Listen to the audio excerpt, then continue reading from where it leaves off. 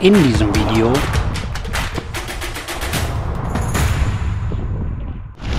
Herzlich willkommen zu meinem Spot-Report aus Sardinien und hier vom Hotspot Porto Pollo.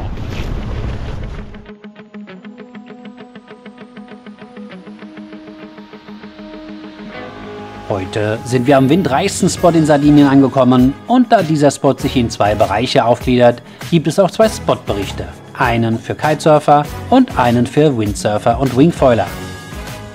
Wenn man über Kitesurfen im Norden Sardiniens spricht, kommt man um diesen Hotspot nicht herum.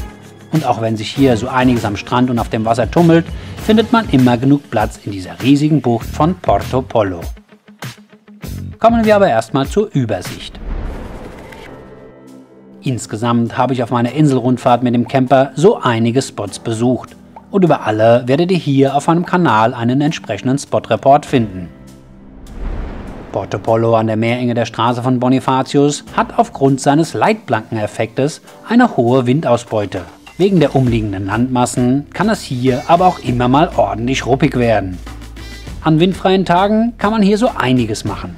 Im Westen das Capo Testa mit bizarren Felsformationen zum Wandern und Erkunden und das Archipel La Maddalena östlich gelegen, laden zu Motorbootausflügen und Stand-Up-Paddle-Touren ein.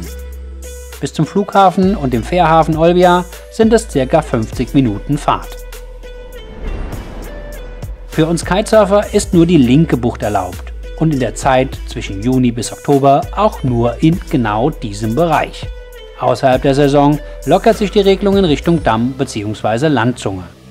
Apropos Damm, der führt zum einzigen Campingplatz in Spotnähe und bietet mit Beachbars und den ansässigen Schulen den Mittelpunkt des touristischen Geschehens. Hier habe ich jeden Mittag zum Kaffee und am Abend zum Sonnenuntergang gesessen.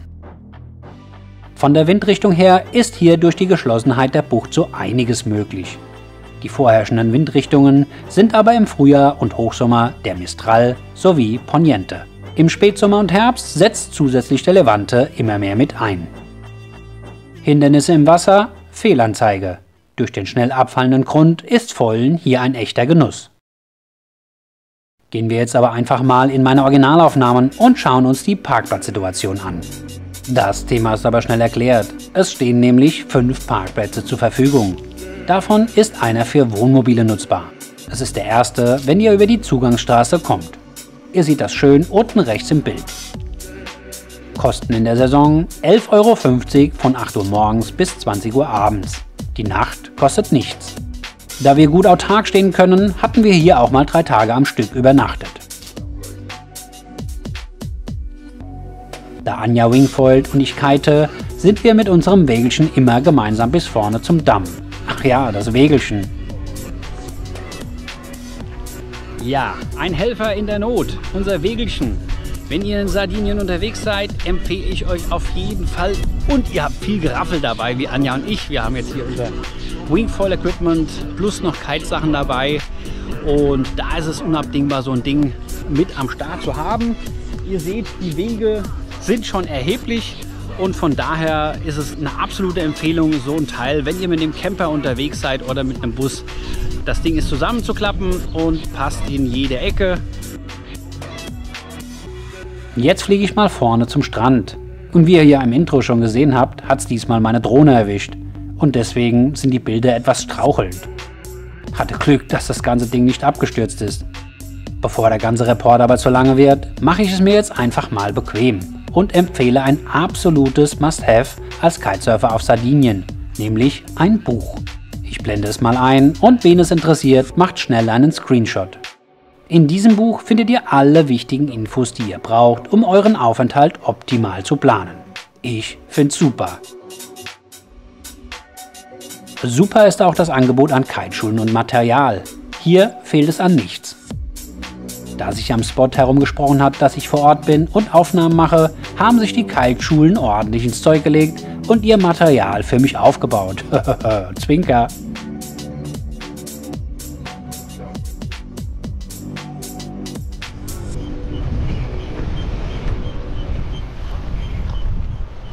Ja, 10 bis 15 Minuten braucht man, um an den Spot hier von den Stationen dort hinten zu laufen.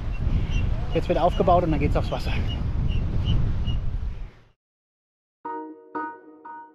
Ich glaube, was die Anzahl der Schirme hier am Strand angeht, so kann man in der Hauptsaison locker nochmal mit 3 multiplizieren. Und das wird dann beim Starten und Landen sowie auf dem Wasser echt anstrengend.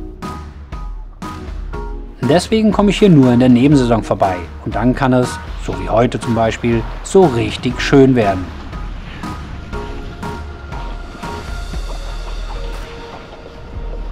Auch wenn über Bootsschulung und echtem Engagement hier alles für die Anfängerschulung getan wird, gibt es deutlich bessere Spots auf Sardinien, wo man das Kitesurfen lernen kann.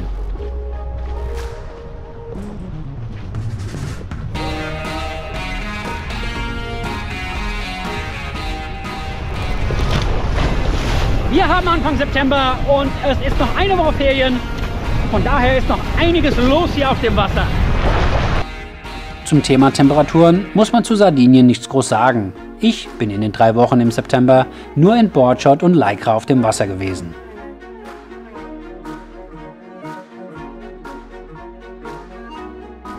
Ja, der Mistral, der in der Regel hier 4 bis 5 Tage bläst, hat heute eingesetzt.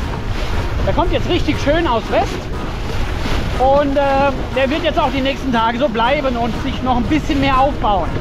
Deswegen bin ich heute mit meinem 12er Kite unterwegs und morgen wird es bestimmt schön mit dem 9er gehen.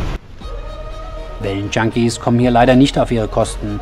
Dazu müsst ihr ins ca. 70 Kilometer westlich gelegene Valle d'Oria fahren.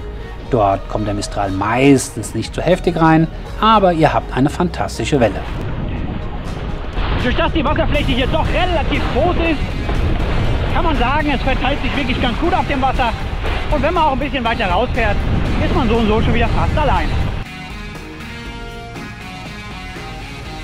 Sardinien und Windstatistiken sind wie Surfen ohne Finne, also sehr schwammig bis unmöglich. Ich habe wirklich noch nirgends erlebt, dass sich das Windgeschehen so schnell verändert wie auf Sardinien. Und an Orten, an denen null Wind gemeldet war, kam plötzlich am Nachmittag eine Thermik, sodass ich mit kleiner Ausrüstung aufs Wasser konnte. Das ist schon schön choppy.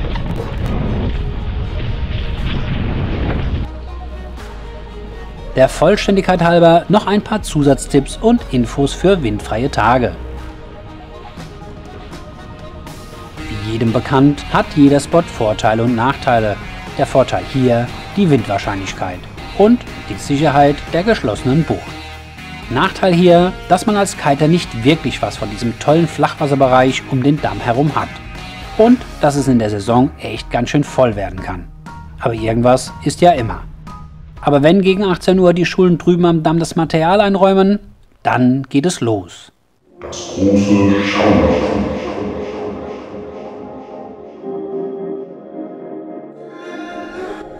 Wer am Abend noch Körner in den Armen hat und wenn der Wind noch bläst, kann eine kleine Session in der No-Kite Area riskieren.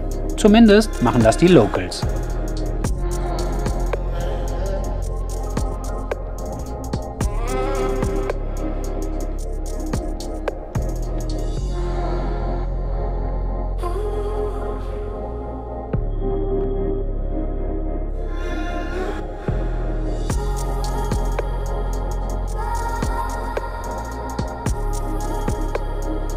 Der lokale Star kam zum Autogramm abholen und ich, Idiot, hatte keinen Stift dabei, um mir eins zu geben. Naja, beim nächsten Mal.